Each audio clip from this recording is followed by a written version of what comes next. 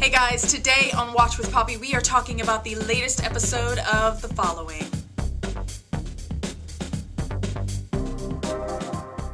Okay, so let's talk about the show, you guys, because after last week's pilot, I had pretty high expectations. But what happens sometimes is that you might watch a pilot episode of a show and think, okay, that was really good, and then you start watching the show, and it's like not as good as the pilot. Well, that would not be something that you could say about this show, because this episode was so good. Like, I feel like this episode was even better than the pilot, and I'm just hoping that it continues in this vein. Come on, Fox, don't let me down. So in this episode, we kind of established a couple of different things. One, the FBI has finally decided to label, you know, this group of people who are following after Joe Carroll a cult. But we also kind of see the beginnings of that cult. We start to see some of the different people that we've met, like, for example, the babysitter, and we start to kind of see what her origin is, like how she met Joe Carroll, and it's just creepy, you guys. I mean, there were several points in this episode where I was like scared, and the lights were on, thank God, because I was just like a nervous wreck. I mean, it was that good. So, of course, as the episode opens, we see Jordy again kind of talking his way into the sorority girl house, and I'm just like yelling at this child, like, do not let him in. I don't care if he has a police uniform on. He is a serial killer. He's gonna kill you. He kills all of the girls in the sorority house. It must be the weekend or a holiday or something, because there was only 9 girls there, but he kills all of them basically because he's crazy. And that's just really kind of like a general theme.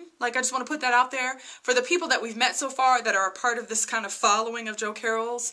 They're all crazy. Like, I mean, like, scary crazy. I don't just mean like, you know, crazy, my crazy aunt. I mean like crazy, crazy, scary, crazy. So obviously at the end of the last episode, we see the babysitter, Denise, making off with Claire's son and Joe's son as well. And so everyone's frantic, basically trying to find this little boy. And then we also find out that the babysitter's name's not really Denise, but her real name is Emma. And Emma, I think, scares me almost as much as Joe Carroll does. Because they do this whole little flashback, right, where we get where she first meets him at like a book signing, and you get that she's this kind of like quiet and like meekish girl. But obviously, like, over the years, that like meek little girl like grew a pair. So we see her go visit Joe Carroll in jail, like it's a flashback. And he tells her, look, I've got somebody I want you to meet. And she goes to meet Jacob. And Jacob is one of the guys who was pretending to be a gay couple who was living next door to Sarah. And they're all in on this together, basically. So the flashback is of him and her meeting, and Joe basically kind of sets the two of them up. And then at one point, you see that she's taking him home to meet her mother. And the shocker of the episode is, like, as her mother says something like horrible about her, she's bringing the dinner out to the table and she's standing next to her mother, and you just see her basically like jab her in the back with a knife, and she just kills her mother, and the two of them are just standing there. And, you know, he is kind of like all into the fact that she killed this woman, and it's just like all of a sudden you just realize these people are all crazy, crazy, crazy people. So back to Joe, who's in jail, right? Claire finally is just like, I want to see him, because he's asking to see her because she's trying to find out if he'll tell her where their son is at. She goes to see him, but he's not going to tell her. Basically all he wants to know is he wants to see her, and he wants to face ask her if she slept with Ryan. So she says that she did, and of course he tries to be all like, did you like it? And I love the look on her face, because she was just like, I did. He's just really kind of playing with her, like, you get that. Like, he's not going to tell her where their son is at, and in the end they have to rush in because he starts choking her, and so she goes back home. Now, she doesn't want to believe that there's something up with the babysitter, but then once they kind of decide there is, they start digging into her past, and they figure out who she is, that she's Emma, and they find out her background. They realize that she visited Joe in jail and all this other stuff, and they find this address, right? So they go to this house, and they're like, nobody's home, but Ryan's like, I'm gonna break in, because, you know, he's not an FBI agent anymore, so he's just like, you can't break in, but I can. So he breaks into this place, and he goes into this back room that's like a bedroom, and there's these like weird masks on the wall, and it's just trippy. And he turns away for a second, and then he turns back, and you can see the reflection of the masks behind him, and then one of them starts to move. This was the point where I screamed at the screen, because I was just like, oh my God, what was that? And so somebody attacks him in the house, and it's just like, look, you're gonna die, but not today, and then like hits him with the gun and then runs off. But then the FBI is inside the house, and they're like realizing that this house was a place where Joe Carroll bought all of these followers, and he really kind of indoctrinated them and trained them there. So there's all this kind of crazy like Edgar Allan Poe writing on the wall. And oh, I forgot to mention that there is a new person that is working with Ryan at the FBI. Her name is Agent Deborah Parker. So the woman from last week with the mole who had the attitude is gone. So I don't think that we'll be seeing her again. I think they may have just replaced her with this lady.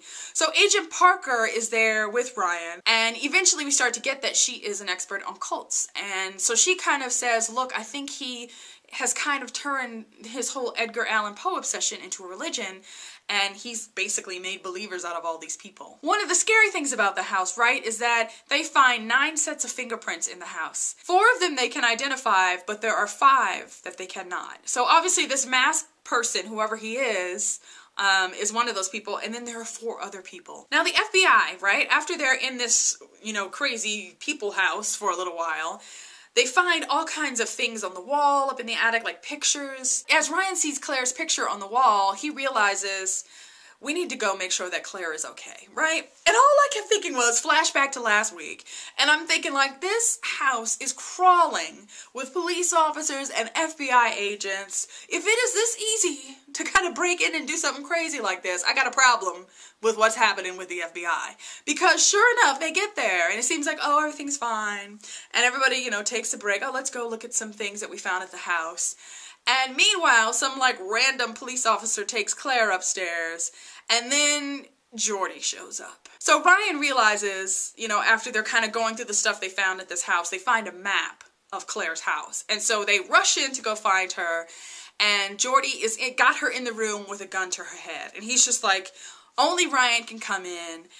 Ryan comes in, but they manage to slip him a gun. And in the end, he's able to save Claire, and he shoots Jordy, but he only shoots him, I think, in the arm. He doesn't kill him, which is a good thing, right? So in the end, Ryan goes to see Joe Carroll, I think to, try to dig some more information out of him. But he seems a little shaken, though, when Ryan tells him that Jordy's not dead. So you get that Jordy probably does know some information, and that Joe Carroll is a little scared of that, scared that it's possible that Jordy might give something up. The other thing is this Rick guy is the guy that had the mask on when Ryan went into the house.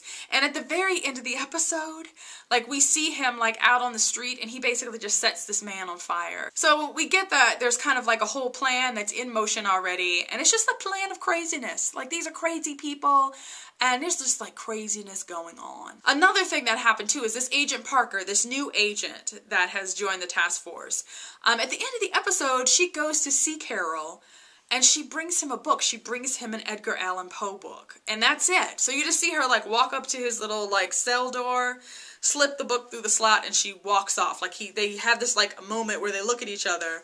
But it was just weird because it was okay, what was that for? Is she trying to gain his trust? Or can we not trust her? I just don't know. Like I said, you guys, this episode was so good. And I think was really a sign that this show is going to be one that, it was just fast-paced. It was intense. I was scared out of my freaking mind. These people freak me out because they're just crazy, crazy people. And I'm loving it, you guys. Loving this show. So if you haven't watched it, it is early enough. This was only episode number 2. It's way early enough that you can catch up. You can head over to the Fox website or even to Hulu and check those episodes out for sure, you guys. That's it this week. I will see you again next week for another recap review of the following. Don't forget to check out all of the other shows that I watch and review. And I will see you guys later. Bye.